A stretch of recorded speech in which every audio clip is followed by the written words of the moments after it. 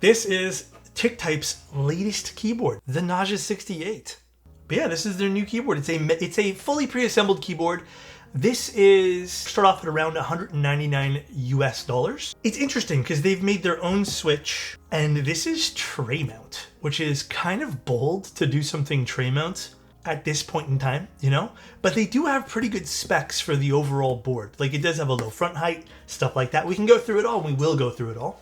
But it's exciting because TickType, which is kind of, I guess, not so much parted ways from Owl Labs / QK, but it seems like they've taken a lot of good notes from Owl Labs / QK. More of a gamer themed, I guess, design, but it doesn't seem like something that's, I guess, ugly in that sense. Which you might remember them from some of the other projects that they've done, which were pretty good. Like, I think the last one they did was was it the DP104?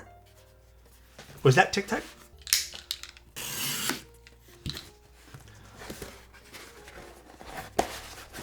Oh, by the way, I think it's also very, very fair to mention today too, guys. TickType has the Evo series and the board. Yes, this is the board that goes toe to toe with the Heisen, if I remember correctly. This will probably stack up very well against the Heisen, which was really cool. I think a different theme though. But for anyone who's wondering ahead of time, why would you ever want to use magnetic switches or Hall effect switches? The answer is simple. If you want some extra customization on a software level without having to physically change things out. So I think there is still a lot of validity around using Hall effect stuff. If you are someone who's like, I do not like the sound profile of Hall effect, I would say this is probably going to start off very rocky for you. All right, let's open this up. Actually, you know what? Let's first go through the website. This is the TickType NAJA 68 HE board. Here are some of the stats. But it does have low latency, which is probably the best thing about some of the HE stuff for a lot of people. It's going to tout, on full aluminum build, which I feel like a lot of boards these days are full aluminum, so it's not really a big talking point. They have their own HE switches. They're saying it's polished. We've seen polished switches before. It's nothing new, but it is nice to see. It's cool to have that. And then we have 8K polling rate. Again, I want to be completely upfront with this. 8K polling rate isn't really a big selling feature to me. I feel like there is a very subset of people who might use 8K polling rate for things. I typically set all of my stuff that isn't wireless to 1K, and it's fine, sometimes 2K. For wired, you can put it at whatever. Know that some of this stuff does, if it's wireless, drain batteries, and on another note, it can technically make a little bit of a performance difference on your PC. So keep that in mind too. I think the stuff that we're more interested in is going to be more towards the bottom right here. 6-degree typing angle, ultra low front height of 18 mil. 18 mil is great. We don't get to see a lot of gaming keyboards with 18 millimeter. That's fantastic. They also have their own webware, which I obviously I didn't plug in a keyboard, but I was kind of looking at some of the tour of the webware. It's very basic, very, very basic, but like in a good way. But yeah, we'll go from there and we'll take a look at the keyboard now. All right, what are we getting here? We get some extra switches, a braided cable. We have an extra keycap, and I think those are feet.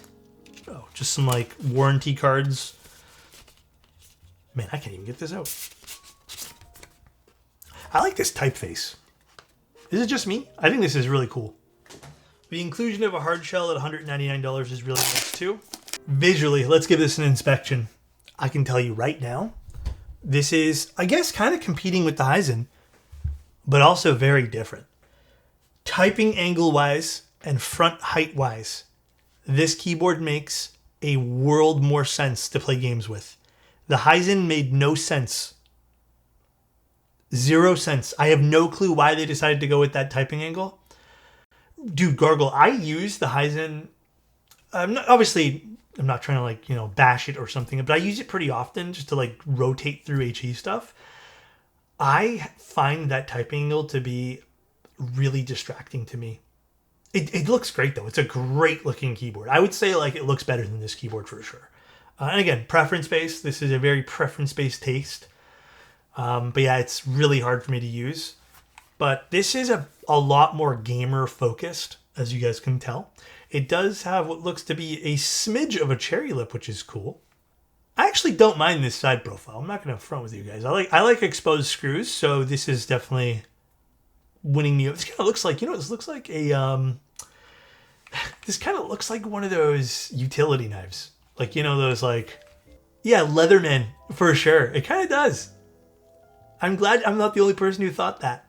And then the bottom. I actually think the bottom's not too bad. I don't really understand this whole like band-aid thing over here. This I'm not a big fan of. Like visually, I'm just not a fan of that. Now, these feet are interesting because they were touting these feet on their website as they are patented shock-absorbing foot pads.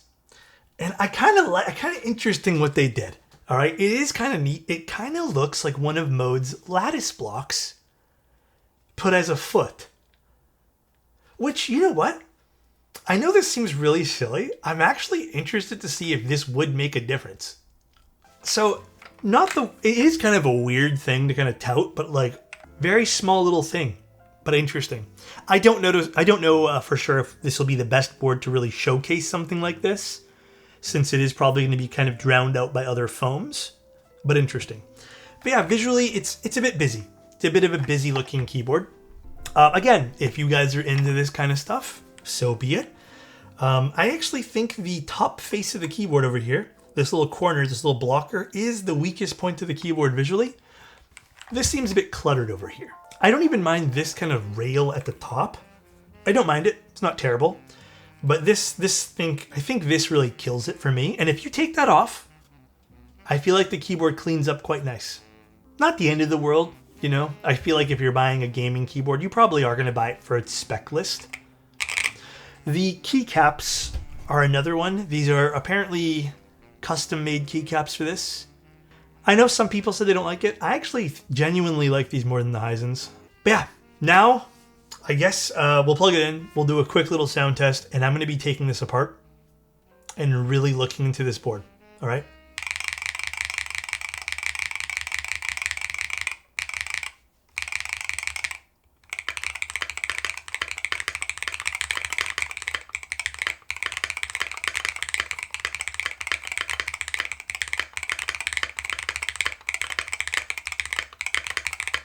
Obviously, sounds to ensure their preference. You guys can go on that. The typing experience, very stiff. But there's a reason why. So this is a very, very stiff, solid typing experience. I would say the stabilizers,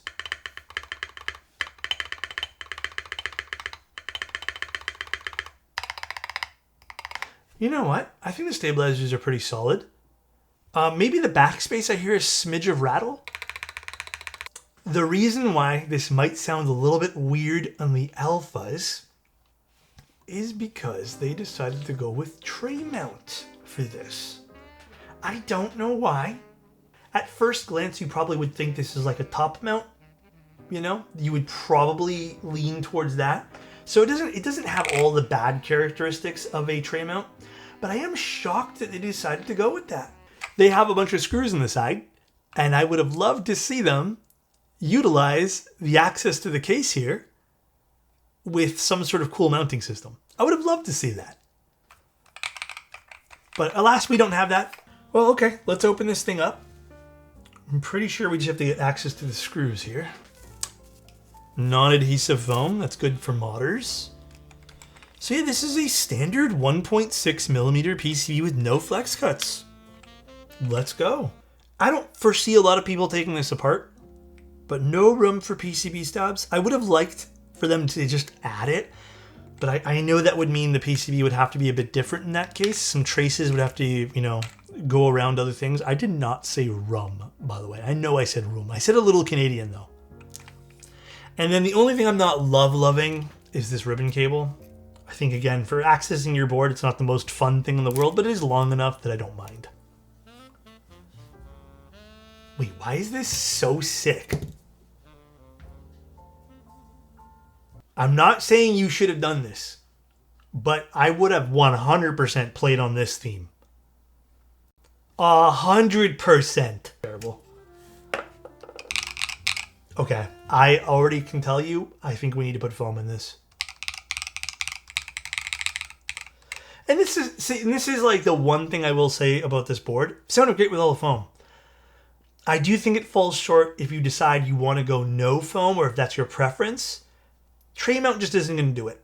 And I don't even know if it's worth putting on the keycaps here. Probably not.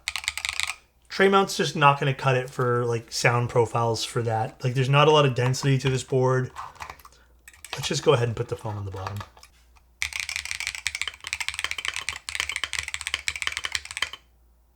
Oh, you know what? I actually think the alphas...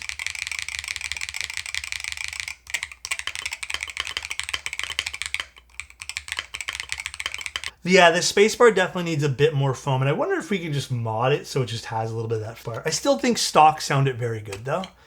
I am wondering, though, what if we were to change keycaps? That's a pretty big difference. Do you guys want to see this with all GMK on this? That is a huge difference.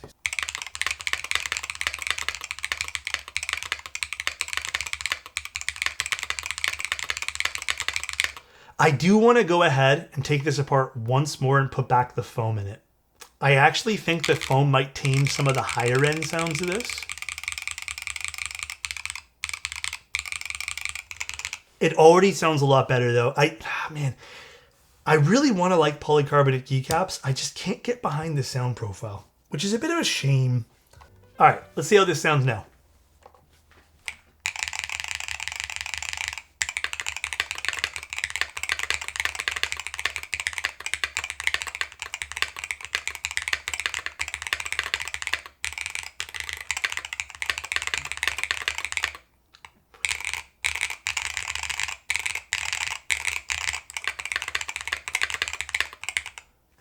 For a tray mount, and I feel like this also, so keep this in mind, this also comes with a caveat, you know what I mean? For a tray mount, I would actually say like, yeah, I fuck with this. It sounds good. Like I don't think this is a bad sounding board at all. But it is stiff to type on. You probably won't ever, if you're into top mounts, it's honestly no different. I don't feel any feedback, which is good from the case.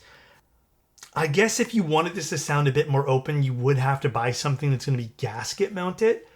But if your goal is you want something with good tech inside, like I do think they made a really good keyboard with good stuff on the inside. Because if you go through their list of what they're basically selling you on, which is their tech, TickType did a good job.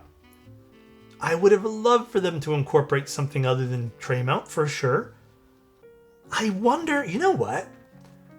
Okay, far-fetched, and obviously I don't really have anything on hand to A/B test this. I wonder if that's why I'm really thinking the tray mount doesn't have a lot of weird feedback. Maybe it is these feet that kind of are a bit more squishy. I do think in stock form, the keyboard sounded better than a lot of Hall effect keyboards that I've used in stock form. It's not the best that I've heard.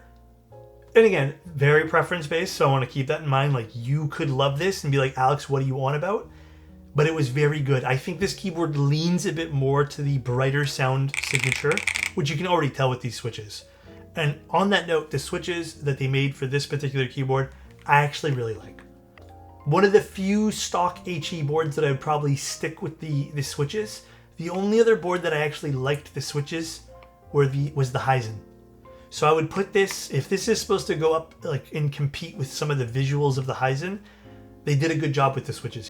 Is it worth your pickup? If you were in the market for an HE board for $200 that you wanted, I guess, all the bells and whistles of HE without the huge price tags of some of the other stuff, yeah, I'd say this is pretty good. So this is the software here. Pretty standard. We have calibration, we have keyboard stuff, we have rapid trigger, we have RGB effects, key remapping, advanced keys, and profiles, which is kind of cool that we get to pick some profiles here. I'm guessing, again, this is, if I switch, this is a profile indicator. For calibration, we have, please ensure switches are properly installed without looseness, so you can calibrate some stuff, which is interesting. Again, very, very standard stuff. Advanced keys, so we have Rappy Snappy, Snap Tappy, Dynamic Keystrokes, Mod Taps, and Toggle Keys. Cool. RGB effects, we can pick from a whole bunch of things here. Rainbow Chevron, reactive effects, if you're into RGB. Rapid Trigger, so you can do all your stuff over here. And then, yeah, that's pretty much it. Like I said, it's pretty basic software. And for that, like if I had to rank it something, I would say it passes. It's not as bad as some other stuff that we've seen in the past. We've seen some pretty bad software. All right, though, guys, I think that's pretty much it for this. Love you, and I will talk to you very soon. Stay hydrated, stay healthy. Be kind to everyone. Bye, everybody. See ya.